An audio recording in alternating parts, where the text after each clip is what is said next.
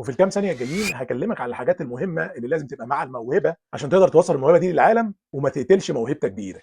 مصر مليانه مواهب وخصوصا في الكوره، وكلنا بنسال نفسنا ليه ناس بتوصل تبقى محترفين وليه ناس موهبتهم بتدفن يمكن اخرهم في ملعب الخماسي اللي بيروحوه.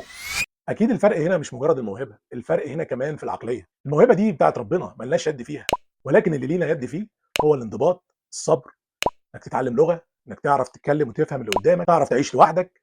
كل ده بيتبني من التعليم المحترم والالتزام فيه. احمد حسام ميدو لما اتسال عن مرموش قال انه عقليه محترف حقيقي، وده اللي ساعده ان هو يوصل بسرعه. ومرموش نفسه لما اتسال قال ان هو من غير التدريب الحقيقي والعقليه والانضباط ما كانش هيوصل للربع اللي هو فيه. تفصيله صغيره مش معروفه لناس كتير في صفقه حمزه مع برشلونه، هو ان حمزه قعد مع الفريق الخاص ببرشلونه لوحده بيتكلم معاهم بالانجليزي من غير مترجم. ولو انت مستغرب وشايف ان دي حاجه عاديه، لا هي مش عاديه خالص. بص على لعيبه الكوره المحترفين اللي زي اللي طلعوا اوروبا، ما كانش حد بيعمل كده او قليل اللي كان بيعمل كده. وده بيفرق كتير جدا في صفقه زي دي مع نادي كبير زي برشلونه.